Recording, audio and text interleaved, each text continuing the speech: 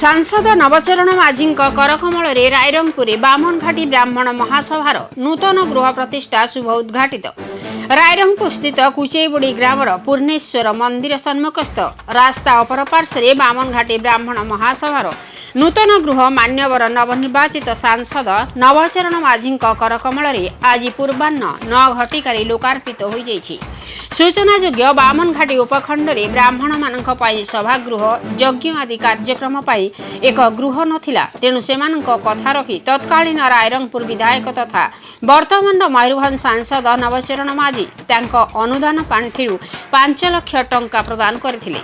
सेही अर्थरे निर्मित नूतन सभागृह को आज मान्यवर सांसद नवचरण माझी फिता काटी शुभ उद्घाटन करथिले। एही गृह को वास्तु अनुसार जगन्नाथ मंदिर मुख्य पूजक देवव्रत रथ महापात्र विशिष्ट पंडित प्रसन्न षडंगी पूजार्चना होम करथिले। कर्ता भाव में मानस दास दायित्व निभाइथिले। नूतन गृह पर ब्राह्मण महासभार सदस्य वृंद बहुत प्रीत होइथिले। समाजर प्रगति विकास और भल काम पाई अर्थ बाधक साजिब नाही बोली सांसद कहिबा समस्तक सहयोग कामना करथिले। एही कार्यक्रम में अन्यतम विशिष्ट अतिथि राज्य बीजेपी संपादक नवीन राम, सभापति प्रभास कवि, संपादक अश्विनी पंडा, कार्यकारी संपादक गणेश दास, कोषाध्यक्ष सत्यरंजन महापात्र और ब्राह्मण महासभार सदस्य और सदस्य वृंद उपस्थित रही परिचालन में सहयोग करथिले। मयूरभंज अख विशाल रिपोर्ट मसीहा न्यूज। आपण मसीहा न्यूज रो यूट्यूब चैनल को सब्सक्राइब कलेनी कि? जदि करि नाहंती एबे करनियंतु। एहा सह मसीहा न्यूज रो फेसबुक और ट्विटर पेज को लाइक और फॉलो करंतु। ता सह मसीहा न्यूज रो ऐप आसी गलानी।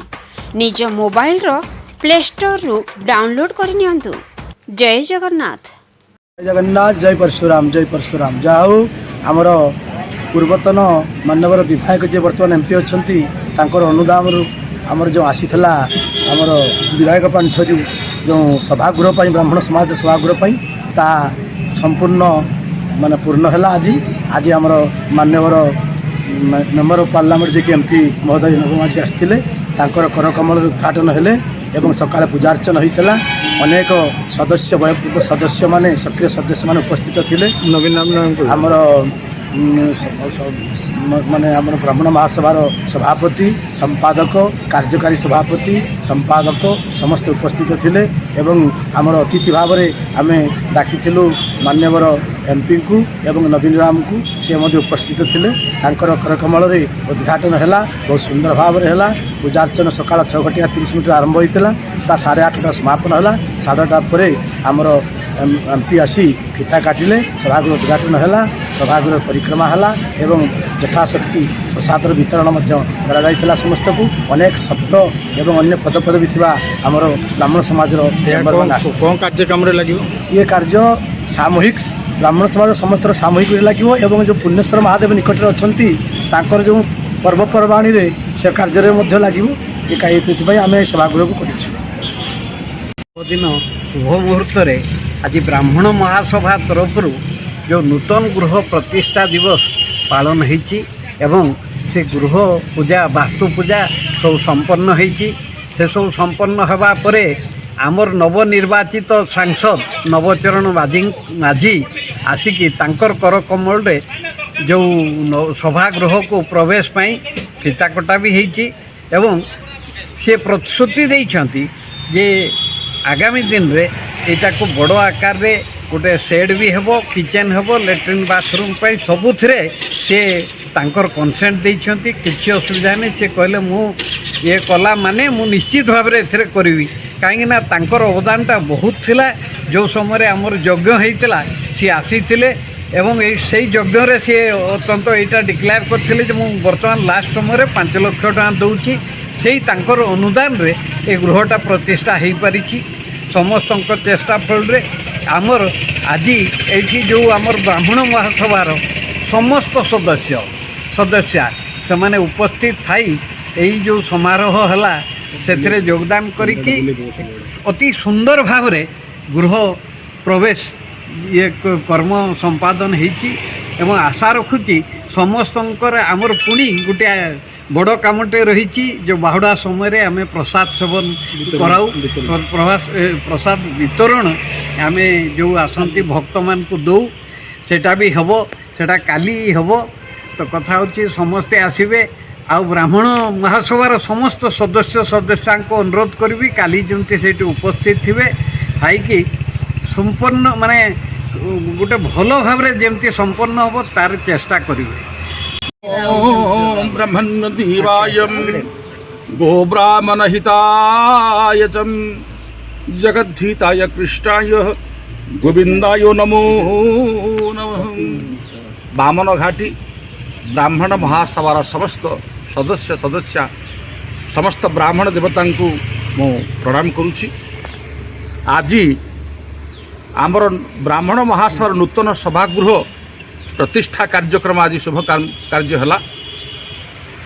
आमर ब्राह्मण महासभार सभापति महोदय, संपादक महोदय, उपसभापति महोदय समस्त सदस्यांकर उपस्थिति आम यही शुभ कार्यटी को संपादन करूँ। बड़ सौभाग्यर कथा आमर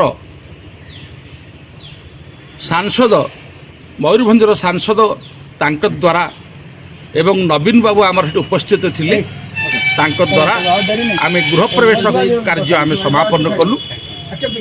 बहुत आनंद लगिला। समस्त उपस्थित रही आम सदस्य माने समस्त को नहीं समस्त गहड़ आज आम प्रतिष्ठा गृह प्रवेश काम संपादन कलु। जगन्नाथ महाप्रभु समस्त मंगल करंतु यही कामना करुछि। ब्राह्मण महासभार गोटे पवित्र दिवस आमर सबू ब्राह्मण महासभार सदस्यांकर गोटे अभिलाष थिला गोटे बामन घाटी सदर महकमार गोटे सभागृह करवा ब्राह्मण मैंने बसा उठा करेंगे समस्त जाग यज्ञ जो सब शुभ कार्य होची तापाई गोटे घरर आवश्यकता थिला। गत यज्ञ आमर मान्यवर विधायक जे थिले नवचरण माझी आज से मान्यवर सांसद लोकसभा मयूरभंजर तांकर अनुदान रे ए गृह संपूर्ण है एवं आज तार गृह प्रवेश समय मध्य मान्यवर सांसद महोदय आउ नव भाई तथा नवीन बाबू आमर ब्राह्मण महासभार समस्त कार्यकर्ता सदस्यवृंद उपस्थित रे आज गृह प्रवेश काम है। बहुत खुशी लगिला।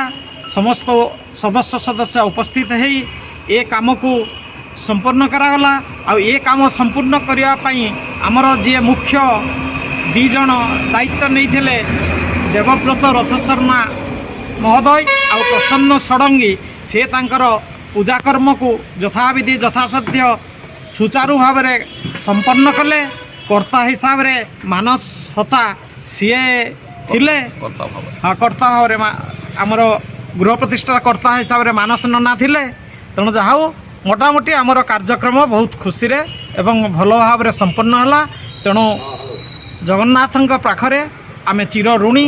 पुण्येश्वर महादेव आमको साहस दियंतु आगामी समय आमे जमी भल काम ए बामन घाटी करि परिबु।